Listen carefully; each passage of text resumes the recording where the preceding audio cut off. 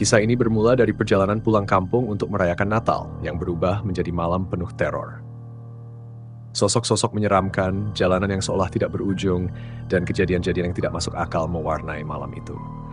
Matikan lampu, cari tempat nyaman, dan siapkan dirimu, karena kisah ini akan membawa kalian ke tengah gelapnya Alas Roban. Mari kita mulai.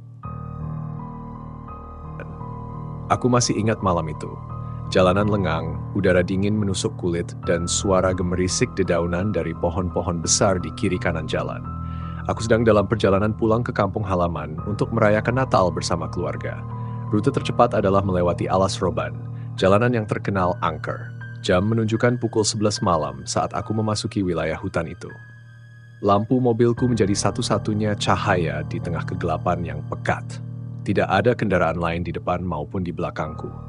Aku mencoba mengalihkan pikiran dari cerita-cerita seram yang pernah kudengar tentang Alas Roban. Ini hanya jalan biasa, jangan pikir aneh-aneh, gumamku mencoba menenangkan diri. Namun semakin dalam aku masuk, perasaan aneh mulai muncul. Pohon-pohon terlihat lebih besar, seperti menunduk ke arah jalan. Daun-daunnya tampak menari pelan di hembus angin, tapi tidak ada suara sama sekali. Hening.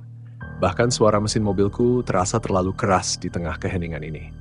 Tiba-tiba di kejauhan, aku melihat seseorang berdiri di pinggir jalan. Ia mengenakan kain putih yang menjuntai hingga menyentuh tanah. Refleks, aku mengurangi kecepatan. Saat semakin dekat, aku bisa melihat sosok itu lebih jelas. Seorang perempuan, rambutnya tergerai panjang, wajahnya menunduk ke arah tanah. Aku merasa merinding. Kenapa ada orang di sini jam segini? Pikirku. Aku memperlambat mobil, tapi tidak berhenti. Saat melewatinya, aku melirik dari kaca spion. Perempuan itu tidak bergerak sedikit pun, masih berdiri di tempat yang sama. Tapi yang membuatku semakin takut adalah saat aku memandang kaca depan lagi, sosok itu kini berdiri tepat di tengah jalan, jauh di depanku. Padahal aku tidak pernah melihatnya berjalan. Aku menginjak pedal rem keras-keras. Mobil berhenti mendadak. Aku memandangnya dengan jantung berdebar. Sosok itu tidak mendekat, tapi aku merasa seperti ada tatapan yang menusuk dari balik rambutnya yang menjuntai menutupi wajah. Aku berusaha berpikir rasional. Mungkin cuma orang iseng, gumamku, walau tubuhku gemetar. Akhirnya aku memutuskan untuk melaju perlahan, berusaha melewati sosok itu. Tapi saat mobilku semakin dekat, aku melihat sesuatu yang tidak bisa kulupakan. Kakinya tidak menyentuh tanah. Darahku seakan membeku. Tanpa pikir panjang, aku menginjak gas dan melaju secepat mungkin. Namun anehnya, jalan itu terasa lebih panjang dari yang seharusnya. Tidak ada tanda-tanda keluar dari hutan, tidak ada perkampungannya pohon-pohon tinggi yang berdiri seperti penjaga tua. Beberapa menit kemudian aku mendengar sesuatu. Bunyi ketukan di jendela mobil, pelan tapi jelas. Tok, tok. Aku mencoba mengabaikannya, tapi bunyi itu semakin keras dan ritmenya semakin cepat. Tok, tok, tok, tok. Aku berteriak dan menoleh ke arah suara.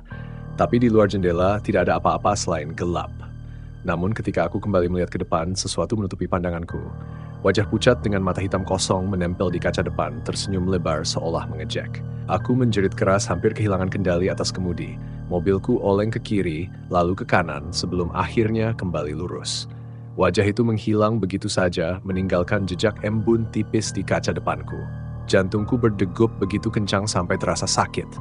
Tanganku yang memegang setir gemetar tak terkendali, sementara pandanganku terus terpaku ke jalan.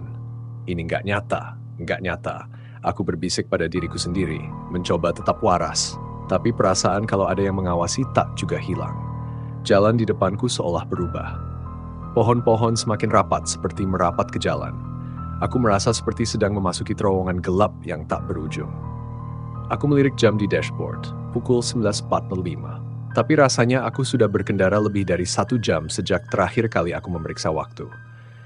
Kemudian aku mendengar suara lain, kali ini dari kursi belakang. Seperti suara hela napas, pelan tapi jelas. Aku tidak berani menoleh. Tapi dari sudut mataku, aku bisa melihat sesuatu yang seharusnya tidak ada. Bayangan samar, duduk di kursi belakang, seperti seorang wanita dengan rambut panjang yang menjuntai hingga menyentuh lantai mobil. Aku ingin menepikan mobil, melompat keluar dan lari sejauh mungkin. Tapi aku tidak tahu di mana aku berada. Jalan ini terasa tidak masuk akal, seperti tidak pernah berakhir. Dengan napas tersengal-sengal, aku terus melajukan mobil, berharap ada ujung dari semua ini. Ketika akhirnya aku mengumpulkan keberanian untuk melirik kaca spion, aku menyesal melakukannya. Bayangan itu kini menolehkan kepalanya ke arahku, matanya gelap dan kosong, bibirnya tersenyum tipis. Dan yang membuatku hampir kehilangan kendali lagi adalah, ia mulai bergerak. Perlahan-lahan, ia merangkak ke arahku melintasi kursi belakang. Aku berteriak, menginjak gas lebih dalam, berharap kecepatan bisa membuatnya hilang. Tapi suara napas itu semakin dekat, terdengar tepat di telingaku. Berhenti. Bisik suara serak berat, begitu dekat sampai aku bisa merasakan desahnya di tengkukku. Tidak! Pergi! Aku berteriak sekencang-kencangnya. Tanganku mencengkeram setir begitu erat hingga buku-buku jariku memutih. Lalu mendadak jalan di depanku dipenuhi kabut tebal. Aku hampir tidak bisa melihat apapun kecuali bayangan samar pepohonan di kanan dan kiri. Lampu depan mobilku terasa seperti ditelan oleh kegelapan. Aku memaksa diriku untuk tetap fokus. Tapi bayangan itu tidak hilang. Aku bisa mendengarnya merangkak ke kursi depan. Tubuhnya kurus, tulang-tulangnya menonjol, dan suara rambutnya yang menyeret di jok mobil membuat bulu kuduku berdiri. Aku tidak tahu apa lagi yang bisa kulakukan selain terus berkendara. Tapi saat aku berpikir bahwa semuanya tidak akan pernah berakhir, sebuah cahaya muncul di kejauhan. Aku merasa lega, cahaya itu seperti sinar harapan. Namun semakin dekat, aku menyadari bahwa itu bukan cahaya dari lampu jalan, melainkan api. Di tengah jalan ada obor-obor yang menyala, membentuk lingkaran sempurna.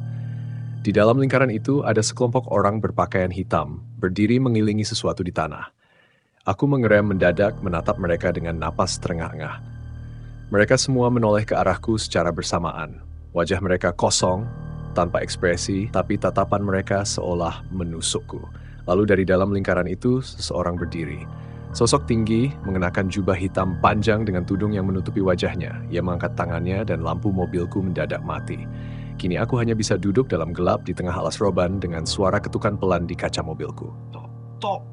Aku terpaku di tempat, keringat dingin membanjiri dahiku. Ketukan itu terus berlanjut makin keras dan makin cepat. Tok, hingga akhirnya aku berteriak. Siapa di sana? Apa yang kalian mau dari aku? Tidak ada jawaban, hanya keheningan. Tapi, suara napas yang berat dan pelan di kursi belakang itu masih ada. Aku tidak bisa lagi mengabaikannya. Dengan tubuh gemetar, aku memberanikan diri menoleh ke belakang. Kursi belakang kosong, tidak ada apa-apa. Tapi bau busuk seperti daging membusuk menyeruak ke dalam mobil membuatku hampir muntah. Aku buru-buru membalikan pandangan ke depan, dan saat itulah aku menyadari orang-orang di tengah jalan itu sudah hilang. Lingkaran api, sosok berjubah, semuanya lenyap begitu saja. Jalanan di depanku kosong. Tapi bau busuk itu tetap menyelimuti. Aku mencoba menyalakan kembali lampu mobil. Seketika lampu menyala dan aku hampir menjerit. Ada wajah tepat di depanku, menempel di kaca depan mobil. Wajah pucat dengan mata gelap yang kosong. Ia menyeringai, memperlihatkan gigi-gigi tajamnya sebelum tiba-tiba melompat mundur dan menghilang ke dalam kegelapan. Aku tidak mau lagi memikirkan apa yang sedang terjadi. Dengan panik, aku menginjak gas sedalam mungkin, berharap bisa segera keluar dari tempat ini. Mobilku melesat, melewati pepohonan yang semakin rapat. Tapi jalan ini terasa seperti tidak ada ujungnya. Seperti aku sedang mengemudi dalam lingkaran. Dan kemudian aku melihatnya lagi. Sosok perempuan di tengah jalan, kali ini duduk bersila, menatapku dengan kepala yang miring tidak wajar. Aku mencoba membanting setir untuk menghindarinya, tapi mobilku tiba-tiba mati. Semua lampu, mesin, bahkan suara kecil pun lenyap. Keheningan menyeruak, hanya diiringi suara napas yang makin dekat. Aku tidak berani bergerak. Lalu aku mendengar suara tawa kecil, pelan tapi menyeramkan, datang dari belakangku. Aku ingin membuka pintu dan lari, tapi tubuhku terasa seperti terperangkap di tempat. Tiba-tiba suara itu berkata dengan jelas, "Selamat datang di rumah kami." Gelap. Aku tidak ingat apa yang terjadi setelah itu. Ketika aku sadar, aku sudah berada di pinggir jalan raya, beberapa kilometer dari gerbang alas roban. Mobilku menyala seperti biasa, tapi jarum jam menunjukkan waktu yang sama seperti ketika aku masuk ke hutan itu, pukul 11 malam. Saat sampai di rumah, aku menceritakan apa yang kualami kepada orang tuaku. Wajah mereka langsung pucat. Ayahku yang jarang menunjukkan rasa takut, hanya berpesan pelan, jangan pernah melewati alas roban lagi, apalagi kalau malam. Dan sejak saat itu, aku tidak pernah sekalipun berani lewat jalur itu lagi.